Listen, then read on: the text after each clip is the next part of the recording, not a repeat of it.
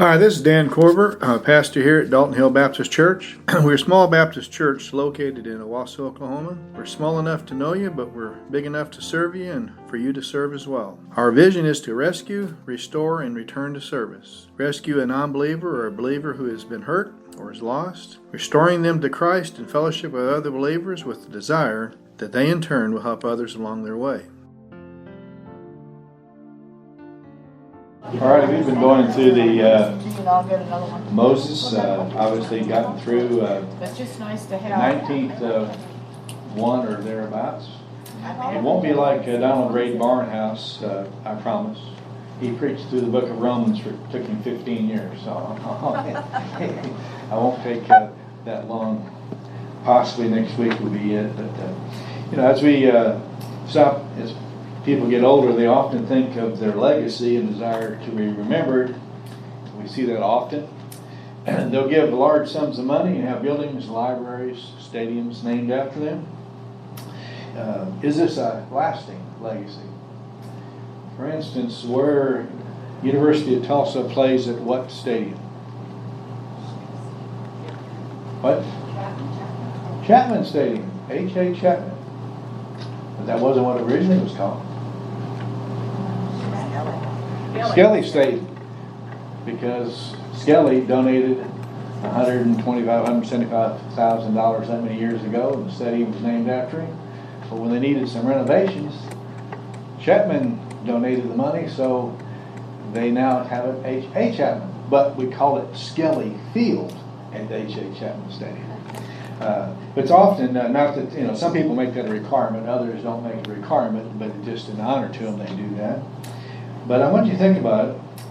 Is it a lasting one? You think about with Moses, he's been gone for a few thousand years, but yet he has a legacy that lives on. Why does his legacy live on, and how does it live on? And I think those are some questions we can really ask, and so we're all looking at a legacy. You have a lot of people today, they'll have libraries named after them. They'll do all kinds of stuff. Let's look at Moses' legacy and see if we can learn just a few things out of Hebrews chapter 11, the great faith chapter. It's interesting, there are 6 verses that's designated just to him. Abraham had several, but a lot of them just have one verse or part of a verse or whatever. And again, that's just because of the Holy Spirit. And what I want us to look at on the legacy, you're going to have different parts. 3 main parts you're going to have every time. You're going to have a decision that results in a direction, that results in a destiny. Decision, direction, destiny. What happened with George W. Shea? A decision, had a direction, he had a destiny. And the same thing will happen. There's a lot of different roads we can take, and we can get on a lot of different ones. So let's look at the decision that he has. In Hebrews chapter 11,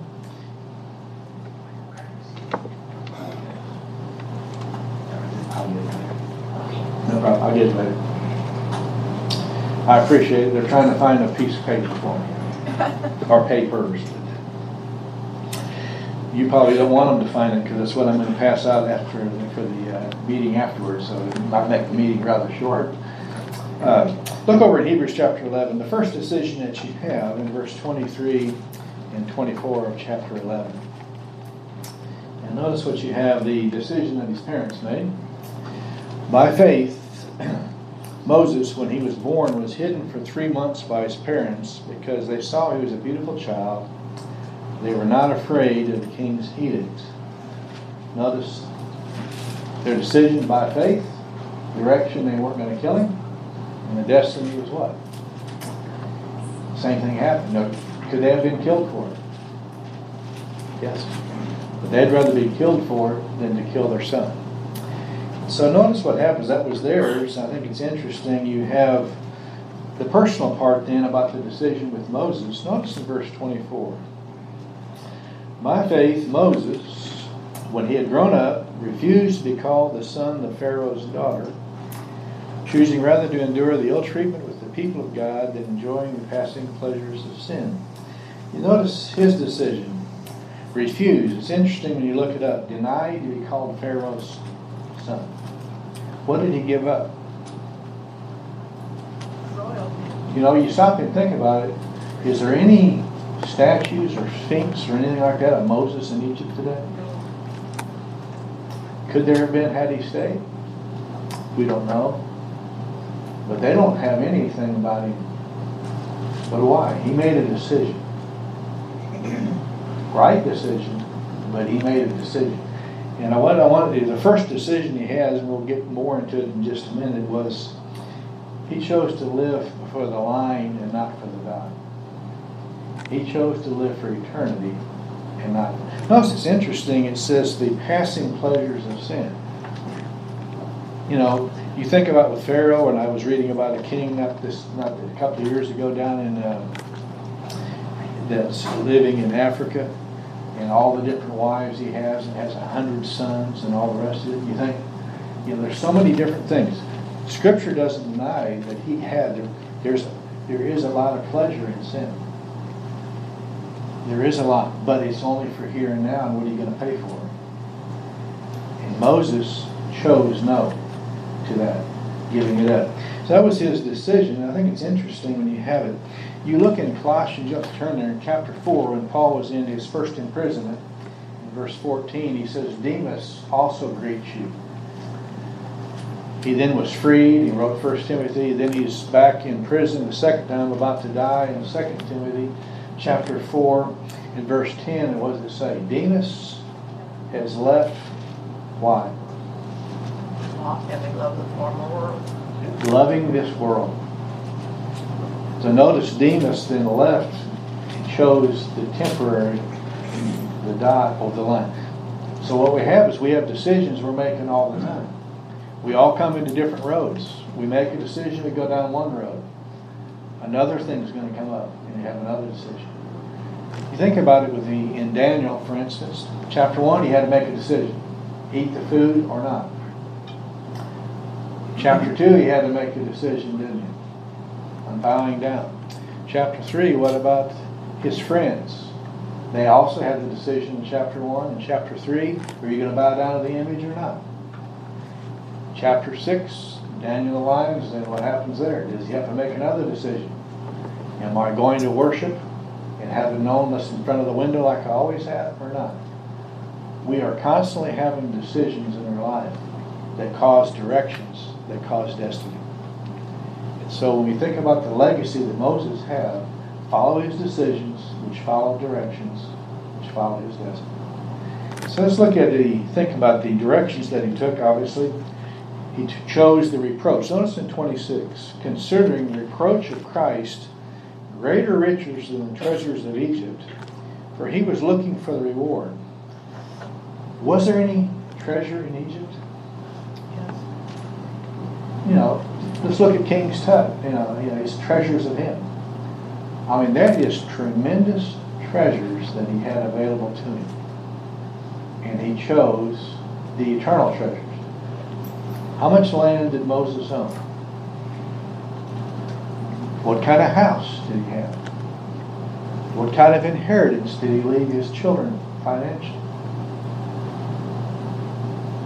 But we called him a success. So stop and think about it. So often we think of a legacy. Are we really looking at the proper legacy when you look at it? So he made a decision. We had the direction. And then notice the destiny. You had that. He was looking for the reward. The word there for reward is interesting. It means to recompense. It's two words put together, to be repaid. Same thing it was used. You think about it. You remember when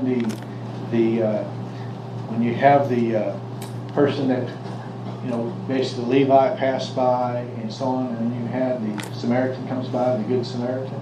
And you remember when he helps the individual and the innkeeper, and he says, anything else that you have to spend on him, I will what? Repay. That's the words you have here. It's used, go back one chapter, same words used. Notice in verse 34 of chapter 10 and verse 35. It says, speaking to the Hebrews, doesn't want them to give up. For you have shown sympathy, this is verse 34 of chapter 10. For you have shown sympathy to the prisoners, accepting joyfully, that's amazing to me, joyfully the seizure of your property, knowing that you have yourselves a better possession, an abiding one. You're losing what you have now, they're taking it from you, but you have an abiding one, an eternal one. Notice in verse 35, same word. Therefore do not throw away your confidence, which has a great reward. So by faith, he gives up all this in order to gain an eternal reward. He chose to live for the lion and not for the dove. And all of us have to make that decision. You stop, and let me give you some examples, and you stop and think about this. Jim Elliot, obviously, we heard the quote so often, died very young, obviously as a missionary. He is no fool who what? Gives up what he cannot keep to gain what he cannot lose. Did he give up his life? But did he gain something? And one of his greatest ambitions was to have more people go to the mission field. And part of what happened to those 5 young men resulted in a great surge in missions in the United States and push in 1956. What about C.T. Studd? Made this statement. We have one life, soon will pass. What we do for Christ is all that will last. Another one of his famous quotes. And you look at what they gave up. It says one of the greatest cricket players ever, and he gave it all up to go to the mission. He made another statement. If Jesus Christ be God and died for me, no sacrifice can be too great for him. So you notice these men, all Moses, they did what? They lived for the lion and not for the dove. And we have to make the same decision. We can go part of it, part of the time, and then change. So, first question is, what are you living for? It will determine your destiny. Notice the second decision that he has. Verse 27 of chapter 11. It says, by faith he left Egypt, not fearing the wrath of the king, for he endured as seeing him who is unseen. Notice the second one, leaving the familiar, or if you like, going from the known to the unknown. Did he know where he was going? No. All your life, you knew that. And now you're going to the unknown. Obviously, very similar to in Genesis chapter 12. What does God tell Abraham? Pick up basically your family and your bags and go to a land I'll show you. What land? I'll show you. Notice he had a decision to make. You then have the direction that he took, and you have the destiny. The same thing is true for us. A decision, a direction, and a destiny. Look at it. He left Egypt not fearing the wrath of the king. Well, did the king come after him? Who's the one that had him go back into a cul-de-sac to speak of, a dead-end road for the Pharaoh to have him trapped? God did. You know, a lot of times we don't understand the roads that God takes us on. And they look like dead-end roads. But you'll notice he did exactly what he was told to do. And then notice it says what it tells you right there at the end, seeing him who is unseen. In Hebrews chapter 11, or 12 and verse 2, I think it's an interesting statement. It says, fixing our eyes on who? On Jesus. Matthew 9, when Peter, he says that, Lord, if it's when they're in the boat, the storm's tossed them about to tear it apart and they're scared to death, and Jesus is walking on the water, he says it's him. What does Peter say? If it's really you, Lord, bid me to come.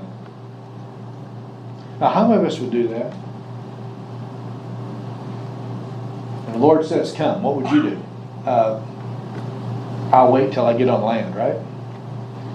In the middle of a storm, I mean, they had life jackets and everything in those days. They had mine. And what did Peter do? A decision and a direction. But when he took his eyes off of Jesus, onto the circumstances, what happened? He started to sink. No different than when you and I. So notice, I think it's interesting, he goes from the known to the unknown. each day was it obviously following whether the fire or the cloud, whatever. He was still following the Lord, but those are things that he really didn't know. So think about it. With Israel, it's an interesting statement. It says he left Egypt, right? Israel left Egypt, but it had Egypt left Israel. Every time you turn around, Israel wants to go back where? They want to go back to Egypt. What about you and I? How of us have we left our Egypt, whatever it might be? And no turning back. Don't look, don't turn back, nothing. Moses left it, but the people so often didn't. In fact, they even tried to appoint leaders to take them back to Egypt. I'd rather be under captivity and have the known and have food than follow you and the unknown. Interesting. We saw that with George Beverly Shea. I think it's an interesting parallel that you have. How many of you have ever heard of a guy by the name of Joey Stevens? Older people will probably remember him. He's still alive today. He's 87 today. In 1965, 64, he was considered the new Frank Sinatra. Traveled with Frank Sinatra. Dean Martin sang, has a phenomenal voice. His real name is not Joey Stevens, but they suggested he change his name to Joey Stevens. He was tremendous fame. His voice is absolutely gorgeous. He still sings today. In fact, he sang 2 months ago up in Claremore at 87. When he was in 65 and 66, his family left. He was on drugs. He was on alcohol. And his wife and child left. And his father was a pastor, had passed away. His brother is leading the church. And he went to the railroad tracks in Marietta. He's going to commit suicide. Just before, he called his brother. The brother says, "You stay right there." They stayed up all night, turned his life over to the Lord. He's been singing for the Lord ever since. What's his real name? Dave Boyer. Ever heard of him? Interesting. Just listen to one of his songs. I think "Put Jesus First in Your Life" was one of his songs. He sang up at First Baptist Claremore July 7th of this year. Still does concerts at 87. But notice the difference. He had a decision, he had a direction, he had a destiny. He makes a new decision, a new direction, and a new destiny. Same thing happens. So notice the first one you had, he talks about with Moses. He chose the line and not the dot. The second one, he was willing to go from the known to the unknown, leaving the familiar. Notice in verse 28, I want you to think about this. Doing the unusual. Verse 28, by faith he kept the Passover, sprinkled the blood so that he who destroyer, talking about the destroying angel, the firstborn would not touch them. Now I want you to think about it. How many times have they ever, you think about God tells you and you're supposed to then relate it to the people. All right, death angel's coming. Take the blood of a lamb, unblemished lamb, and put blood on each of the doorposts and on the top. If the death angel comes by, it's going to pass you. And what would you think? How is that going to keep the death angel away? One, do I believe it's going to happen? How is he going? Notice the death angel came and it included everyone and included even the livestock. But it did not touch anyone. It didn't. But he was willing to do the unusual. God told him to. How many of us are willing to go and wherever God tells us to go? Do whatever God tells us to do. God gives you the ability. We saw that on Wednesday night. God gave Saul the ability to be the king. He wasn't God's choice, but God still was gracious and gave him the ability. He chose not to do the directions he should. He chose not to do those things. But what about you and I? I think it's interesting when you look at this part of it. He was willing to make the decision to do the unusual. He did exactly what he was told to do, told the people what to do. And Also, how many, you think about, you've been a slave, okay, not only are you supposed to do this, but you're also supposed to tell Egypt and all the people, all right, we want your possessions when we leave. We want you to give us your gold. When people knocks on your door and says, hey, we're leaving tonight, you know, we've been taking care of you all this time, and we want you to bring all your jewelry out and give it to me. How many of us would have said, oh, you know, man, what have I been drinking? You know, this is, you know, seriously, how many of us would be obedient to do that? That's part of why God had all the miracles, to show Israel. He could have done the 10th miracle first. He was showing Israel and Moses all these things. God's done miracles in your life too, as you know. Those are building blocks. So you think about it, what's God asking you to do? You know, obviously one thing's interesting, William Borden, what can you tell me about him? Errol obviously knows a little bit about it. Coming from a millionaire's background, he gave it all up to be a missionary. His father said, if you do that, you won't have any inheritance. He left anyway. He was in Cairo. He was contracted a disease and died before he ever got to the mission field. He was in language school. And to get to his grave was not even on a main road. But what's his famous statement? Interesting. No reserves, he had no money left. No retreats, not going back. No regrets. Wanting to serve the Lord. Do you think there's a treasure waiting for him? Yeah. There's other decisions. What about Joshua? You know, I'll just give these some of you when you think about it. Joshua 24 and verse 15. You remember Joshua right towards the end, and he said, you know, if you want to follow the Amorite gods or whatever you want to follow, you can. But he says, choose yourself whom you'll serve. As for me and my house, we will what? Serve the Lord. A decision, a direction, a destiny. What about 2 Kings 18 verse 21? You remember you had Elijah and he gathers all the people together, and they're having the contest between him and the 400 Baal worshippers and so on, the priests. And he says, how long, talking about to Israel, how long will you hesitate between two opinions? If the Lord is God, follow him. If Baal is God, follow him. How many times are we trying to straddle the fence? Make a decision that's going to result in a direction that results in a destiny. It will not be easy, otherwise it wouldn't be a walk of faith. What about Galatians 1 and verse 12? Paul makes the statement, if I were still trying to please men, I would not be a bondservant of Jesus Christ. He made a decision, what? To be a bondservant. Therefore it makes a direction and a destiny. What kind of background did he have? Could he have been pretty high up in Judaism? He certainly could have, but he chose to follow. Thinking about it. Let me give you some ones you stop and think about it. What about the Samaritan woman? She made some wrong decisions, wrong direction, but did she change and make a new decision and made different things? What about Matthew 9 and verse 9? It says, Matthew, the tax collector, he made a decision, a direction, and Jesus says, follow me, and what did he do? He followed him, made a change. You look in Luke chapter 6, he's naming the 12 apostles, and he says, Simon the what? Zealot. Zealots were basically people who were against Rome and would use, also called the dagger group. They'd slip up and knife one of them because they wanted to get rid of Rome. He had a decision,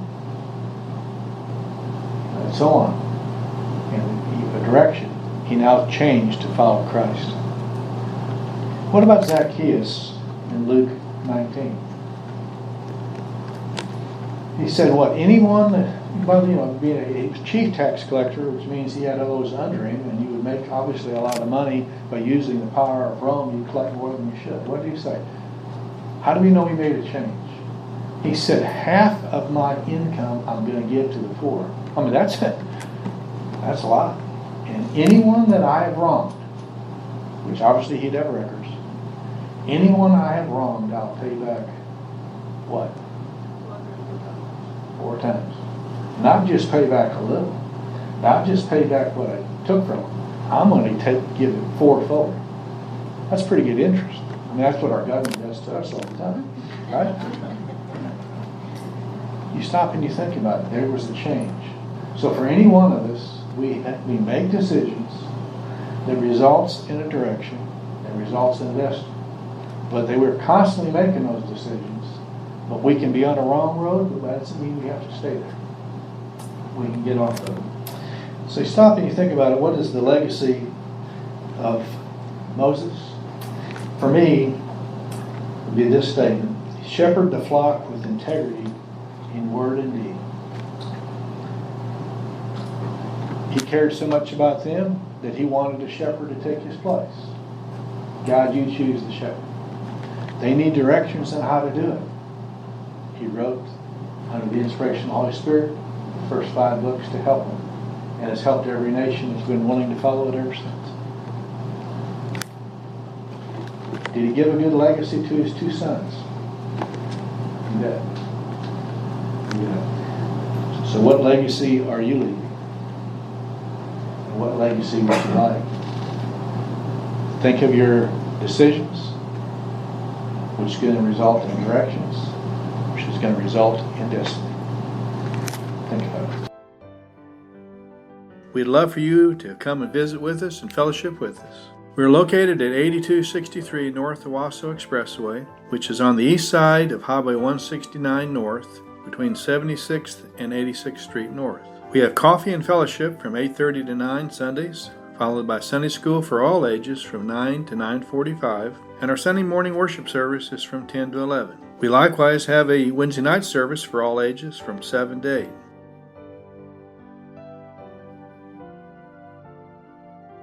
Now may the Lord of peace himself give you peace at all times, and in every way the Lord be with you all the time.